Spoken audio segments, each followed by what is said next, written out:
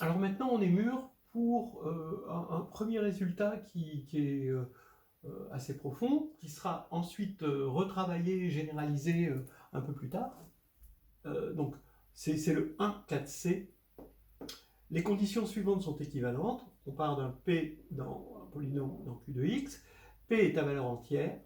Si et seulement si P est à valeur entière juste pour la partie de 0 à n. Voilà. Donc l'implication, bah oui, ok. Bon, quand on rédige, on met pas. Déjà, il faut toujours parler de l'implication, même si elle est évidente. Vous mettez pas ok, vous mettez pas check, vous mettez comme P de Z est inclus dans Z, en particulier P de 0 à n est inclus dans Z. Hein. Voilà. Ou alors vous avez l'inclusion, P de 0 à n est inclus dans P de Z qui est inclus dans Z. Donc l'implication, c'est évident de toute façon. Dans l'autre sens, on va supposer que P de K appartient à Z pour K allant de 0 à N. Il faut montrer que P de K appartient à Z, quel que soit K dans Z.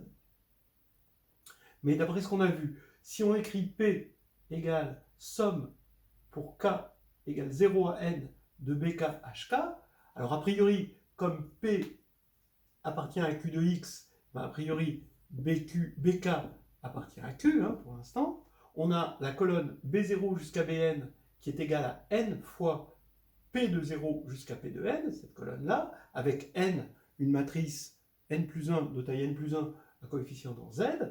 Donc, puisqu'on a supposé que tous ces P de J sont dans Z, ici, on a que n fois cette matrice colonne est encore dans Z, donc les BJ sont dans Z.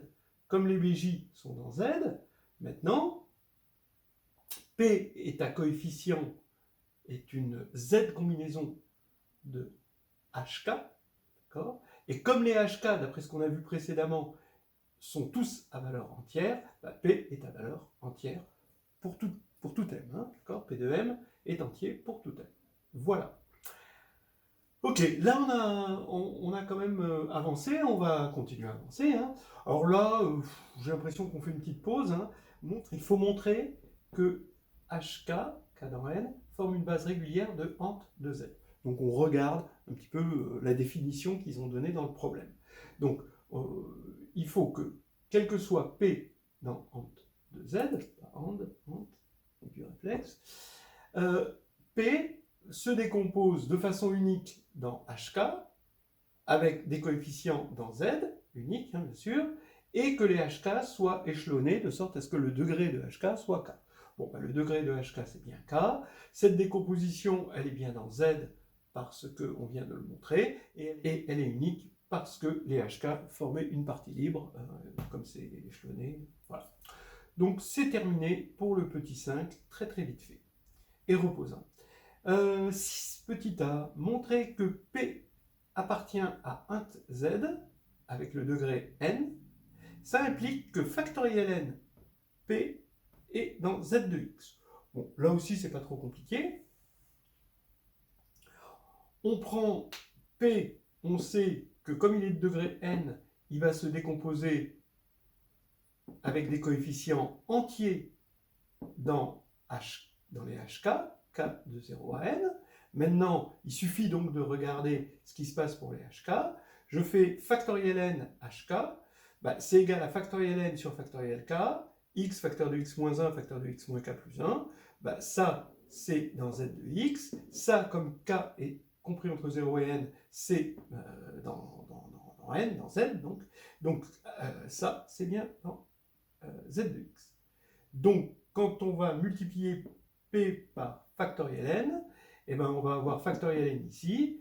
Factoriel n hk, ils vont tous être dans z de x. Les bk, ils sont dans z. Donc, on a un polynôme de z de x à moindre frais. Alors, 1, 6b maintenant, montrer. Alors, on vient de montrer que factoriel n, vérifier que factoriel n p appartenait à z de x pour tout p dans ant n de z. Maintenant, il faut montrer que factoriel n, c'est le plus petit entier naturel non nul k, tel que kp appartient à z de x. Donc, on a vu, alors peut-être qu'on l'a vu pour p de degré n, pas pour p de degré inférieur à n. Mais bon, ça marche de la même manière. Dès que je vérifie...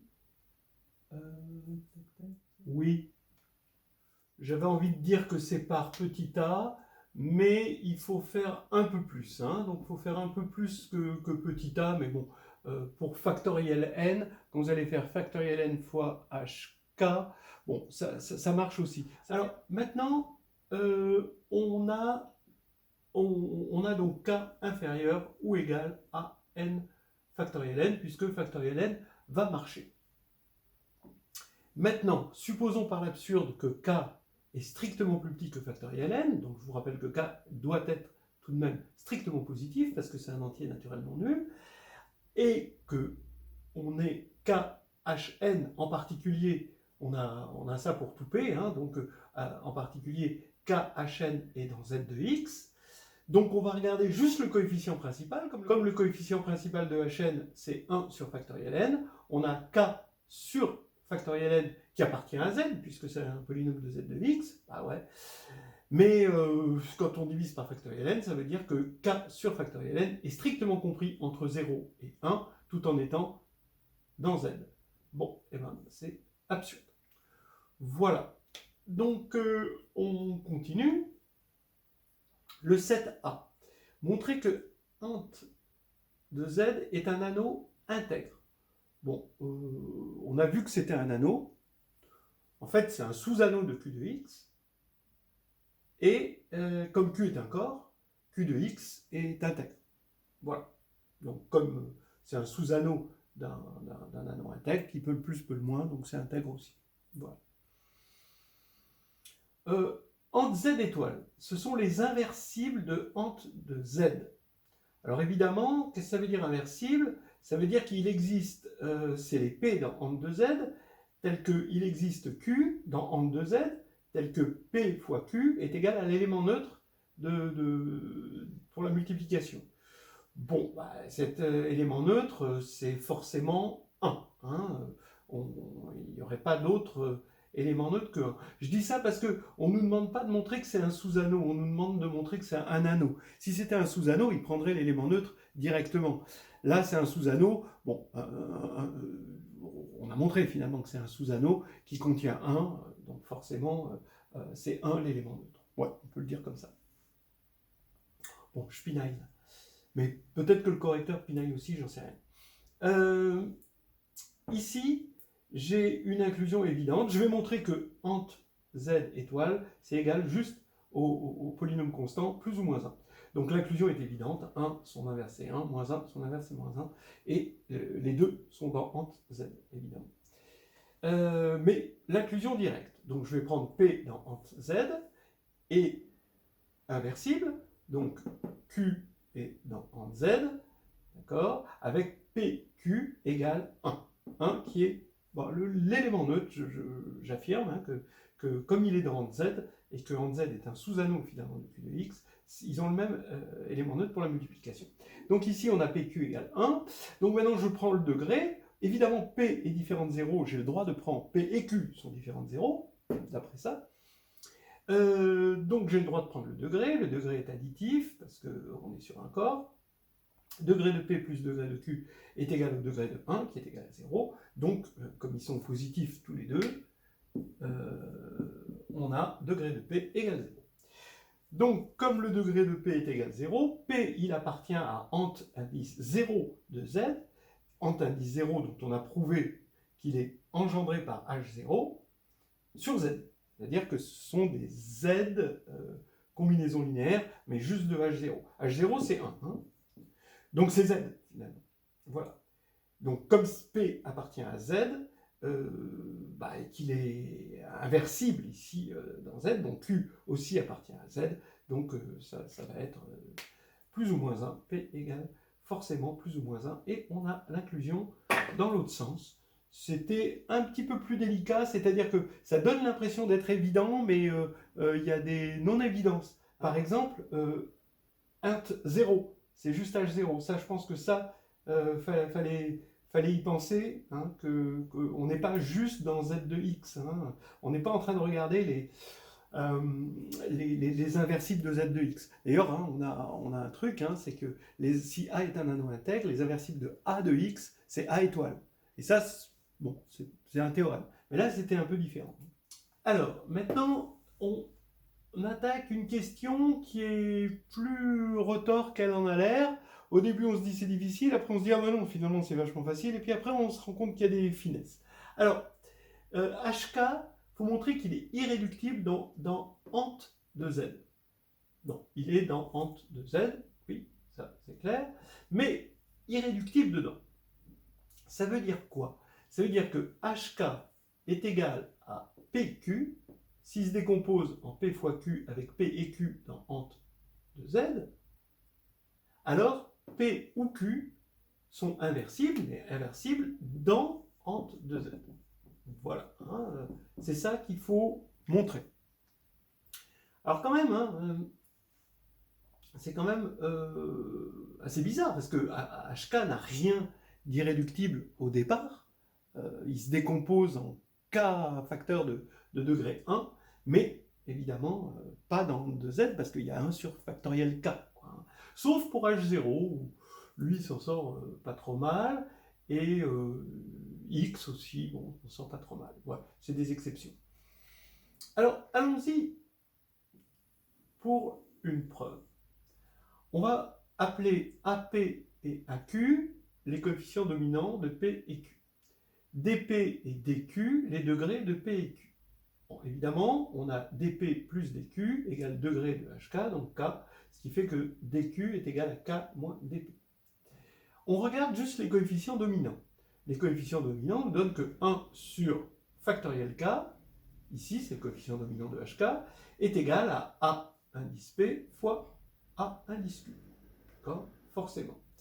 Mais maintenant, si je décompose par exemple P en somme de BK HK, on sait que comme P il appartient à ant de Z, il peut se décomposer ainsi, où K varie de 0 au degré de P, d'accord, dP. Je sais que les BK sont tous dans Z, en particulier le coefficient dominant dans cette base, que je vais appeler petit b indice grand P. En fait, c'est B indice dP, mais pour abrévier, je mets D indice P, appartient à Z. Okay. Pareil pour Q, j'ai un BQ. Donc maintenant, j'écris AP.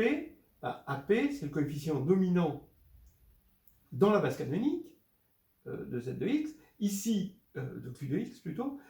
Et ici, le coefficient dominant, je vais avoir BP sur factoriel dP, hein, à cause de ceci. Donc, je vais avoir au final 1 sur factoriel K qui est égal à BP sur factoriel dP fois BQ sur factoriel dQ, c'est-à-dire factoriel dK moins dP. Bon. Donc maintenant, bah, c'est pas dur, hein, je passe ça de l'autre côté, j'ai ça. BP fois BQ, bah, c'est dans Z, puisque ça et ça sont dans Z. Hein, ça, on a déjà démontré bien avant que tous ces coefficients étaient dans Z à partir du moment où on était dans Z. Donc ici, j'ai dans Z, mais ça, qu'est-ce que c'est? C'est l'inverse d'un coefficient binomial. Donc forcément, un coefficient binomial, il est supérieur à 1, donc ça ne peut être dans Z que si c'est égal à 1, c'est-à-dire égal à 1, donc on veut que ce soit égal à 1, c'est-à-dire que dP égale soit 0, soit K. De toute façon, dP est inférieur à K. Hein. Donc dP est égal à 0 ou K. Et alors ça, c'est des petits éléments de langage habituels en mathématiques dans la rédaction. Hein. C'est bien de dire on peut supposer dP égale 0, mais il faut dire pourquoi on peut le supposer. Et là, ici, quitte à échanger P et Q, hein, puisqu'ils ont un rôle symétrique, ça c'est clair pour tout le monde, quitte à échanger P et Q, on peut supposer dP égale 0. Puisque dP égale 0, c'est que P est une constante, puisque son degré est nul. Comme c'est une constante et que BP, alors regardez, du coup, BP fois BQ, donc BP est un élément de Z, ça c'est un élément de Z, le produit c'est 1, d'après ce qu'on vient de voir, donc BP est égal forcément à plus ou moins 1, ce qui va faire que P est égal en fait à plus ou moins H0, puisqu'il est de degré 0, il va s'écrire qu'en fonction de H0, et BP c'est juste un B0 hein, ici, hein, BP égale B0. Donc ici, P est égal à plus ou moins H0, et c'est le fait que ce soit H0 et que H0 soit égal à 1 qui va faire que P est égal à plus ou moins 1, donc il est inversible, hein, puisque on est bien tombé sur un inversible, donc on a bien le critère d'irréductibilité, hein, P inversible. Voilà pour ce 7C qui avait des petites sucreries, hein, mais bon, l'idée principale était de regarder toujours pareil les degrés les plus forts et regarder ça dans une base plus adéquate.